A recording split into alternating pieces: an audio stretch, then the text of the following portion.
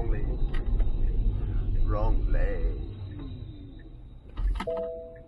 Am I not braking hard enough? I think you're not.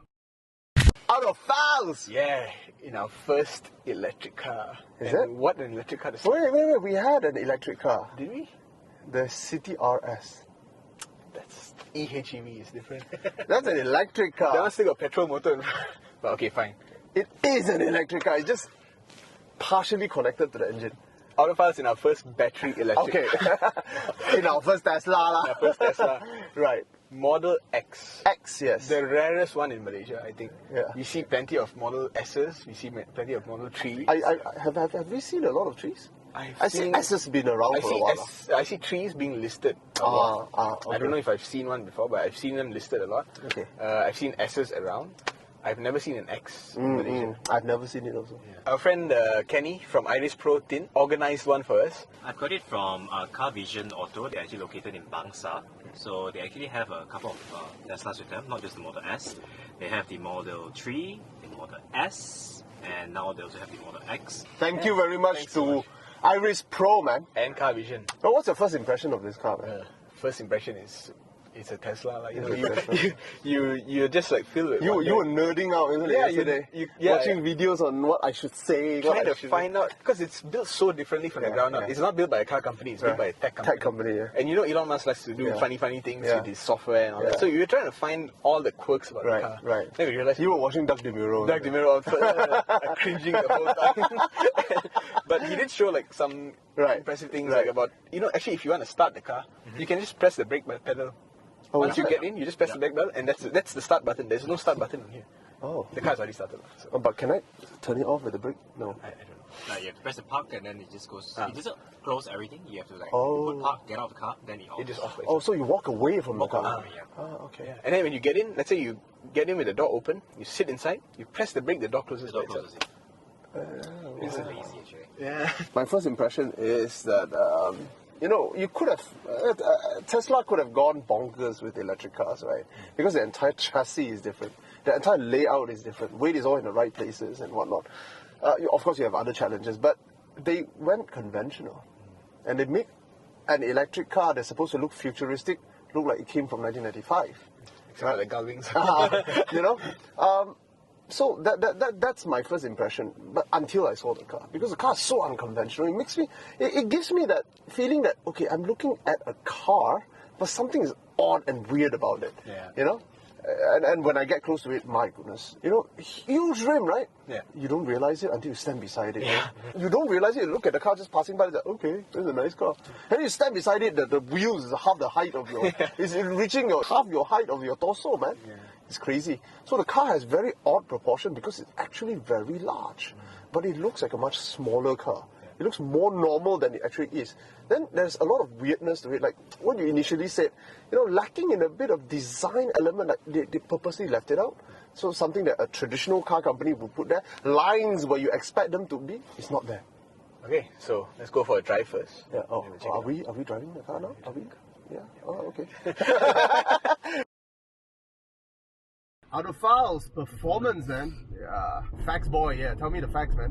The front motor is 260 horsepower. What? The back motor is 503 horsepower. What? Madness. Mad. And then you got a 100 kilowatt lithium-ion battery in the middle. Right. The range should be about 400 km. 400 km, yeah. Fully charged. Yeah. And they had a few different configurations. Right. For the battery and all that in the early days, but I think now they standardize it. 100 kilowatt. Yeah. The power is actually quite good. I mean, it's obviously quite good. And I think the delivery can be quite progressive. But if you are careful with it. If you're careful with it. The regen braking, I found it a bit... so I turned it off for you. Oh, okay. Because it was a bit too aggressive. Oh, okay. But yeah, if you put it on low, it's like a normal car. I guess it's something you need to get used to. Yes. It's almost like a one-pedal driving. Yeah. Suspension, the vibe I got from it was, it's a little bit Range Rover Vela, where it's, and Evoque as well, the P250 Evoque that we drove, where it can be quite competent when going down corners, it doesn't roll around, very dynamic, but at the same time it has that sort of softness to it, where it does want to roll a little bit here. Yeah, because it's a very heavy car, isn't it? It's what, 2.5 ton? Yeah. Right? So it is a heavy car, and heavy car has inertial issue, and you have so much weight to handle in the corner. But that being said, its weight are all in the right places, so you can kind of chuck it around the corner, but you still feel the weight lah. That one you can't deny it lah. But to be honest, I mean, on normal car driving, it feels much lighter than a 2.5 ton car, isn't it? Yeah. You are sitting on top of the 2.5 ton instead of wrestling the 2.5 ton. Yeah, and the best part is because it's an electric motor, right? That torque comes in as so if early. Yeah, and it pushes the car along as if it weighs nothing. Right. Feels like a 1.87 ton vehicle, right? And another thing is that because there's no petrol motor, right, the low speed takeoff and all that is a lot more smoother. Top notch, huh? Yeah. It's only when you get into the highway and all those kind of things where the NVH and the general the general NVH kind of takes it away from them. Okay, so we are going to the NVH lah. Huh? Yeah. That's what I have to say a bit lah. I feel the NVH in terms of vibration and interruption into the cabin, especially on high frequency vibration. It's done at most, I would say, to the level of a Mercedes C-Class. Right. Yeah. Because we just came out from an E-Class like not too long ago, last week. Yeah. So I was noticing how the E-Class is significantly improved over even the W222 S-Class. Yeah. And then you feel that same feeling in the Lexus, right? Very creamy, even in the smallest one. Yes, there is a lot of bumpiness because suspension is hard and whatnot, but it is still creamy. That finesse is not here. Yeah. That finesse is not, don't get me wrong, it's a very comfortable car. But imagine if Toyota made a super comfortable car with a special badge. You get what I mean? It's at that level. You know? Yeah. And the Germans will go like, this is why we make car for 150 years and you make car for 10. Yeah, there is a noticeable lack of competence in NVH, because I'm just thinking, why should they have less NVH capability than say an S-Class when all the sound is dampened at the bottom? It's everywhere else that is coming in. It's in a firewall. You know, when the car was idling and the fan was turning, I feel the brake on. I feel it on the brake, right? So it's a Boeing 747 size fan going on in front. I mean, I wouldn't complain if I'm paying 300,000 ringgit and getting a Tesla Model 3, for example. But you are paying 700,000, and you are getting a Model S, which is supposed to go against E and S, or something in between E and S. You know, there are certain expectations, and the Germans are still a little bit in front. Yeah, you can feel it. You can feel it, right? Yeah. Then there is a second issue. Now, I went into comfort. Just now we were in sport. Sometimes you can't tell. You see, when the suspension is very harsh, sometimes you can't tell whether the suspension geometry just lacks solidity or is just too harsh. Right? So I set it back into comfort and I realized this thing. It does not have that robustness of its legs are not as robust as a Mercedes. It is a little bit like a 3 Series in terms of its feel, in the way it handles bumpiness and the way it transfers. There's not enough G-SIM. You know, not enough mass to absorb that. Yeah. I get what you're saying. You know, when you go from a non-premium car, right? It's the difference between a Toyota Camry and a Lexus ES. Correct. So I'm not going to fault Tesla for this, to be honest. Because they did so many other things, right? Because it's Toyota level. I mean, it's not wrong. It's not done wrong. It's just that when you're comparing with the premium boys from Germany, they kind of get some of this thing more right. Yeah. But only on the bigger Mercedes-Benzes. Yes. Not the smaller If you go into an A250, I was just reminded. Not all Benzes. Yeah, not all Benzes. No, anything above a C. But that being said, of course, the C-Class is dampened to this level. It's on certain level a bit better. The C-Class is wrong suspension setup in Malaysia. Yeah, okay. So overall, I would say performance-wise, Tesla still have some catch-up to do. Yeah. The Germans can do much better chassis work. Yeah. But it's on petrol cars. Yeah, of course. I wonder if they can do the same with the weight and battery limitation. Remember we were driving the 5 Series 530e. And it was bad, right? And it's a completely different feel. Yeah. Right or not? Even it's not that good. It's not that good, you know. It was fast lah. But it wasn't that good. And you think that the S400 hybrids are not good enough a gauge of what they can do. Yeah.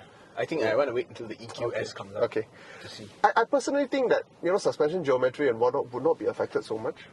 by that. I think this is a matter of Tesla being not in that mature business, enough. to design them and build them to the spec that, because it feels like something that Toyota would do. And it's not because Toyota can't do better, they can, it's just a cost and whatnot, you know. Right. They wouldn't give you that level, because I felt that hesitation in the legs. It's not a 7 Series experience. It's a 3 Series experience, a C-Class experience. I think they will improve on these things in the time to come. Yeah.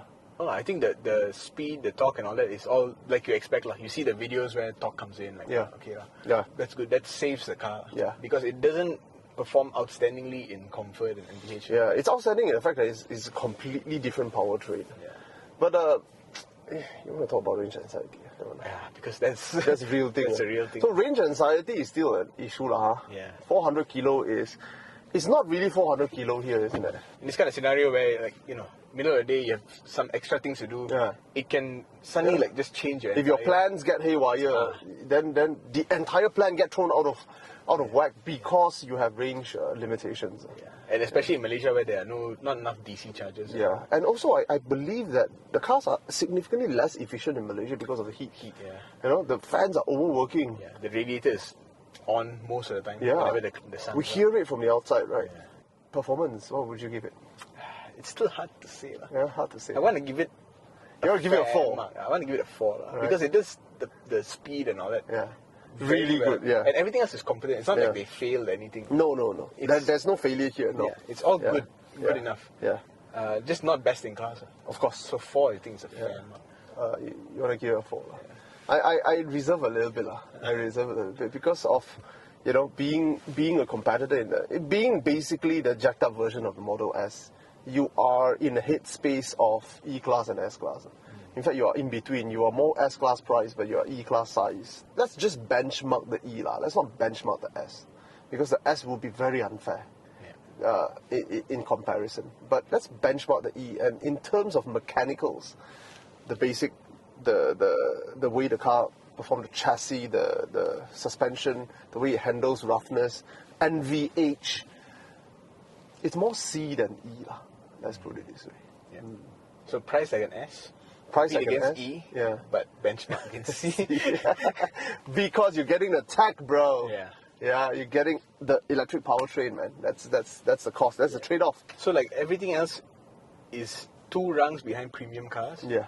But the tech in here is 2 rungs In front of of the premiums. cars. Yeah. So it's you have to decide what you want. Correct. Like I said, I mean, if it, you know, if it advances your tech persona, you're in tech and you want this image and you want this lifestyle and you appreciate this, then yeah, you know, this is where it is. If you're a traditionalist, you know, you go for BMW in a way, the dynamism, the way it feels like a locomotive when you're on the highway. Tesla has a bit of way to go still. It probably hasn't even found its footing yet. Yeah. What's your score? 3.8. 2.8. I'm just thinking if I were to go to Penang and I didn't plan out my trip, that means at least in my mind I didn't plan it out, I'm going to get stuck, man. In Penang it's like, okay, I have about 6% there. Where is the closest charging point? This is like, okay, I charge it up at home overnight. Tomorrow morning, I'm going here, I'm going there. Yeah. I come back. Yeah, maybe I make a trip to Genting and back. Yeah. And with 30% left or something like that. That kind of trip. Right, okay. But no Penang trips. Sorry. Unless you also have a house in Penang with a charge. really plan it.